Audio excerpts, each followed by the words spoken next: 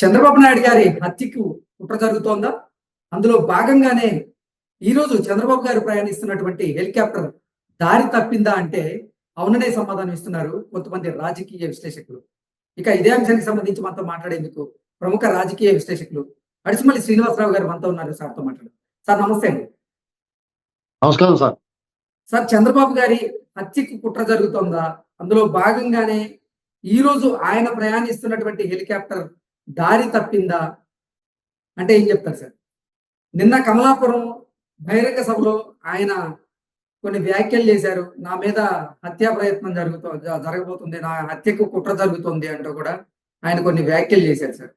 ఏంటి సార్ ఆ వ్యాఖ్యలకు అనుగుణంగానే ఈ రోజు హెలికాప్టర్ దారి తప్పింది అనుకొని మనం భావించవచ్చా అంటే ఏం చెప్తారు? అంటే ఇది ఊరికే ప్యానిక్ అవుతారు పబ్లిక్, మనం భయపెట్టకూడదండి. సార్ కానీ తెలుగుదేశం పార్టీ వాళ్ళ అధినేతను కాపాడుకోవాల్సిన బాధ్యత పార్టీ మీద ఉంది, శ్రేణుల మీద ఉంది. అలాగే ఆయన సెక్యూరిటీగా ఉన్న వాళ్ళ మీద డెఫినెట్ గా సెక్యూరిటీ వాళ్ళ పని వాళ్ళు బాగా చేస్తారు. కానీ చంద్రబాబు నాయుడు గారు కూడా చాలా అప్రమత్తంగా ఉన్నారు. ఎందుకంటే వాళ్ళు బరితెగించిన వాళ్ళు అంటే. ఎందుకంటే గతంలో చంద్రబాబు నాయుడు గారి మీద క్లెమర్ మోయిన్స్ దాడి జరిగింది. ఆ దాడికి మూల సూత్రం అనుకున్న వాడిని, ఆ గంగిరెడ్డి అన్నవాడిని జైల్లో నుంచి వదిలేయారు వీళ్ళు. మొన్న వాళ్ళు కూడా తిరుగుతున్నాడు. పైగా అతను నిర్దోష అన్నట్టుగా వదిలేయారు మొన్న తిరుపతి కోర్టులో. వాళ్ళందరూ నిర్దోషాన్ని వదిలేశారు. ఎవరినైనా సరే ఎక్కడన్నా పెట్టేసి మేనేజ్ చేసేసి రకాలు ఇవన్నీ. ఎంతసేపు అండర్ గ్రౌండ్ బ్యాచ్, ఆ నెత్తుతో చేతులు కడుక్కునే బ్యాచ్ వాళ్ళు కూడా ఉంటుంది. వాళ్ళ బాబాయ్ మటర్ చూసారా? వాళ్ళు ఎంత వాళ్ళ మొఖాలు చూస్తే ఎంత మంచివాళ్ళ అమాయకుల్లా ఉన్నారు వాళ్ళు. వాళ్ళు బేకరీలో బ్రెడ్ తయారు చేసి బ్రెడ్ ముక్కల కింద కోచి జామ్ అంటించినట్టు అంటించేస్తున్నారు మనుషులు, కోచి చంపేసి కొట్టి చంపేసి. అలాంటి మనుషులు ఉండాలి కూడా. కాబట్టి ప్రజా జీవితంలో ప్రజలను మెప్పించి ఒప్పించి గెలిచే సామర్థ్యం సత్తా లేదు. ఎందుకంటే వాళ్ళు బుద్ధిహీనం, బుద్ధి వక్రం. వాళ్ళు ఎప్పుడు కరెక్ట్ గా లేరు మనుషులు. వాళ్ళు పెత్తనం కావాలి, అధికారం కావాలి. అధికారం కోసం ఎలాంటి అడ్డదారులైనా తొక్కుతారు, అది పోవేది. కాబట్టి వీళ్ళే జాగ్రత్తగా ఉండాలి. వాళ్ళని అదిలించి కూడా బెదిరించి కూడా ఎవడో లేడు. పైన ఉన్నవాళ్ళు కూడా వాళ్ళతో కుమ్మక్క అయిపోయి పైనుంచి చూస్తూ ఉంటారు. వీళ్ళు అలాంటిగానే చేసేయడానికి ఒక ఏడు పెడతారు, వచ్చి జాతకు నెత్తిమీ చేయటి దువ్వేసి వాదార్చిపోతారు. రాజశేఖర రెడ్డి చనిపోయినప్పుడు చూసాం కదా, అదే పని చేస్తారు. కాబట్టి పార్టీ శ్రేణులు కానీ ఎవరైనా ఏం చేస్తారో కాసేపు పెడతారు, గట్టిగా అరుతారు, 4 బస్సులు తగలెడతారు, 4 రాళ్ళు గిరేస్తారు. తర్వాత మళ్ళీ ఆటోమేటిక్ ఎంతమంది చూడలేదు. ఇందిరాగాంధీ గారు, రాహుల్ గాంధీ, ఈయన రాజీవ్ గాంధీ గారు, ఎన్టీ రామారావు గారు, సహజ మరణమైన ఎన్టీ రామారావు గారు, పరిటాల రవి, రాజశేఖర రెడ్డి గారు, ఇలాంటి వాళ్ళందరూ చనిపోయింది. పరిటాల రవీంద్ర గారు చనిపోయినప్పుడు కూడా పెద్ద అల్లర్లు జరిగినాయి, గొడవ జరిగింది. ఆయన డైరెక్ట్ చంపేశారని తెలిసి, ఎవరు చంపేశారో తెలిసి కూడా ఏం పీకం, ఎవరో ఏం చేయలేకపోయారు. కాబట్టి చాలా జాగ్రత్తగా ఉంటాం. అవతలోడు మామూలు రాజకీయ నాయకుడు కాదు. చాలా మంది చంద్రబాబు గారిని టచ్ చేస్తే మేము సంగతి చూస్తాం అంటారు. మన జైలు పెడితే ఏం చేశారు? చేయడానికి ఏమి ఉండదండి. రకరకాల కారణాలు, రాజకీయాలు, మనం అలా చేయకూడదు ఇవన్నీ ఆ రకంగా కూడా బెనిఫిట్ పొందుతారు. ఇప్పుడు చంద్రబాబు నాయుడు గారు జైల్లో పెట్టినప్పుడు పార్టీ శ్రేణులు అల్లర్లు చేశారనుకో, ఆ వంకెట్ లోపల పెడతారు వాళ్ళందరూ. ఎందుకంటే రాజ్యం శక్తివంతమైందంటే వాళ్ళ చేతిలో సైన్యం ఉంటుంది. స్టేట్లో అయితే పోలీసు ఉంటారు, దేశంలో అయితే సైన్యం ఉంటుంది. కాబట్టి వాళ్ళని ఎదిరించడం సామాన్యులు కష్టం. వీళ్ళు ఏం చేయాలంటే రాజకీయ ముఖ చిత్రం మీద లేకుండా చేయటమే. మనకు అవకాశం వచ్చినప్పుడు మనల్ని కాదు కదా అంటున్నారని చెప్పేసి ఊరుకుంటే దోలు తీరిపోద్దామంటే రేపొద్దున ఎవరికైనా సమస్య వస్తుంది. ఇప్పుడు వాళ్ళ బాబాయ్ ఉన్నాడు, వాళ్ళ బాబాయ్ ఇతను తేడాగా ఉన్నప్పుడే అతను జాగ్రత్త పడి ఉంటే బాగుండేది. అతను మళ్ళీ క్షమించి మళ్ళీ వాళ్ళ చేరాడు. వాళ్ళలో చేరిన తర్వాత దుకాణం సర్దిచ్చేసారు. చూసారా ఇలా ఉంటాయి. అంటే నిన్న ఆయన నోటితో ఆయనే అన్నాడు ప్రాణహాని ఉందని. ఇదివరకు చెప్పాడు ఆయన. గతంలో అనపర్తిలో చూసాం, ఎస్పీజీ ప్రొడక్షన్ లో, స్పెషల్ ప్రొడక్షన్ లో ఉన్న వ్యక్తిని, Z+ కేటగిరీలో ఉన్న వ్యక్తిని రోడ్డు మీద నడుచుకుంటూ వెళ్ళాడు. దాని మీద చర్యలు లేవు ఇప్పుడు దాకా. దానికి సంజాయిషి అడగలేదు వాళ్ళు. అంగళంలో ఆయన మీద రాళ్లదాడి జరిగింది. తిరిగి ఆయన మీద కేసెట్టారు. కానీ బుద్ధి కళ్ళు మూసుకున్న వ్యవస్థలో బుద్ధి జ్ఞానం ఉన్నది, అన్నం తింటున్నారు వాళ్ళు ఎవరన్నా?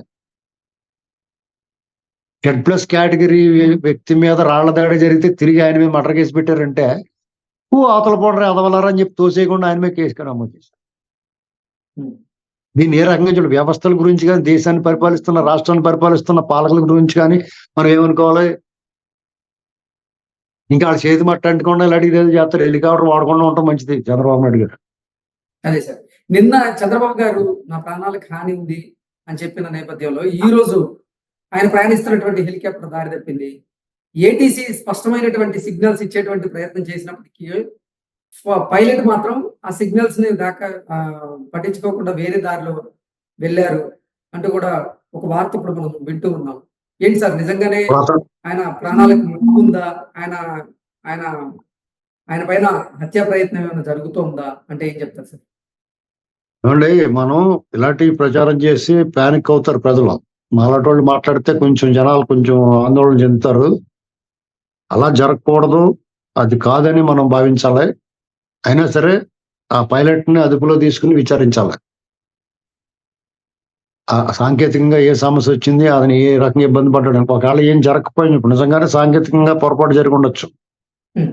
కానీ ఇలాంటి పరిస్థితుల్లో ఇప్పుడు చంద్రబాబు నాయుడు గారు స్వయంగా అన్న తర్వాత, ఇప్పుడు చంద్రబాబు నాయుడు ఇప్పుడు ఈ దేశంలో ఎవరికి లేని సమస్య ఆంధ్రప్రదేశ్కి చంద్రబాబు నాయుడు గారికి ఉందండి. ఇదేం దరిద్రమో కానీ మా బతుకు మమ్మల్ని బతకనే ఉంటారా బాబు అంటే నా కొడుకులు ఎవరో కూడా ఆయన బతుకు ఆయన్ని, ఆ రాష్ట్రాన్ని వదిలేయట్లేదు. ఎవడన్నా జుట్టులో తగులుకుంటున్నారు. రాజకీయాలు మరి ఇంత దరిద్రంగా తయారైపోతాయని అనుకోలేదు. వీళ్ళు ఎవడేం చేయాలో ఏం చేయాలో అర్థం అవట్లేదు ఎవరికి. రేపు పొద్దున్న నుంచి ఇంకా ఇప్పుడు ఇది ఒక హెచ్చరిక కూడా అయి ఉండొచ్చు చంద్రబాబు నాయుడు గారికి తెలుగుదేశం శ్రేణులు కూడా ఒక హెచ్చరిక కూడా అయి ఉండొచ్చు. ఏముంది అంటే ఇప్పుడు మాఫియా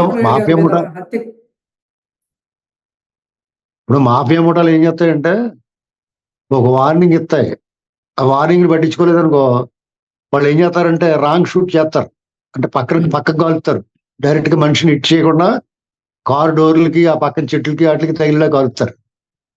తర్వాత వాళ్ళు ఏం చెప్తారంటే మా గురి తప్పింది అనుకున్నావా, కావాలనే మేము పక్కకు కాల్చాం, నీకు హెచ్చరిక మేము కాల్చగలం, నేను కాల్చి చంపేయగలం అని చెప్పడం కోసం అని చెప్పి ఒక హెచ్చరిక పంపిస్తారు. అలాంటిదే ఇది అయి ఉండొచ్చు. చంద్రబాబు గారి మీద హత్యకు కుట్ర పన్నుతున్న వారు అసలు ఎవరు అంటే ఏం చెప్తారు? ఇప్పుడు తెలుగుదేశం అయినా చంద్రబాబు నాయుడు గారైనా పార్టీ శ్రేణులు చాలా అప్రమత్తంగా ఉండాలి. సెక్యూరిటీని కూడా బాగా అలర్ట్ చేయాలండి. చిన్న నిర్లక్ష్యం కూడా పెద్ద పనిష్మెంట్ అయిపోతుంది, పెద్ద మూల్యం చెల్లించాల్సి వస్తుంది. చాలా జాగ్రత్తగా ఉండాలి. అంతే, దీనికన్నా ఇంతకు మించి మనం ప్యానిక్ అయిపోతాం పబ్లిక్ అయినా చెప్తే. రకరకాల క్రాస్ రోడ్స్ లో ఉన్నాడు చంద్రబాబు నాయుడు గారు. ఆయన మీద చాలా ప్రెజర్ ఉంది. తుమ్మజిగిరిలాగా అంటుకుపోదామని చూస్తున్నారు కొంతమంది. కొన్ని పార్టీలు సీట్లు లాగేసుకుంటానికి చూస్తున్నారు. మాకు వద్దురా బాబు, మీరు మీ దండరా బాబు, మీరు దూరంగా ఉండరు బాబు, మీ స్మెల్ మేము భరించలేకపోతున్నాం అన్నా కానీ ఏదో రూపంలో అంటుకుపోయేలా చూస్తున్నారు. అలాంటి వాళ్ళ నుంచి ప్రమాదం ఉంటుంది. వాళ్ళ నుంచి ఇది హెచ్చరిక.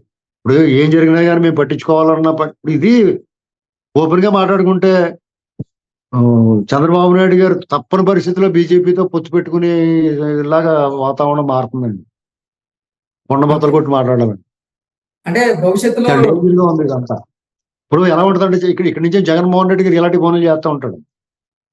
వాళ్ళేమో పొత్తుగా కావాలని అడుగుతూ ఉంటారు. వీళ్ళు మా పొత్తు వద్దన్నారు అనుకో, మాకెందుకు మేము ఊరుకుంటాం, ఆ భూషుడు మిమ్మల్ని నవలేస్తాడని చెప్తారు. ఇప్పుడు ఇక్కడ జనాలకి వెళ్ళి ఓట్లు వేయించుకుని గెలుస్తాడని కాదు, ఇలాంటి మనుషుల్ని మట్టు పెట్టేసి ప్రయత్నాలు చేస్తుంటే ఏంటండి ఇది రాజకీయం ఎలాగ ఉంది? దీనికి పరిష్కారం ఏమో కనపడట్లేదు. జనం అందరూ తిరగబడి కనపడినోడు కుమ్మేయాలి, అంతే, వేరే దారి ఏం లేదు. ఆ స్టేజ్ తెచ్చుకుంటున్నారు అక్కడ. ఇంతకన్నా మనం దీని మీద ఏం కామెంట్ చేస్తాం?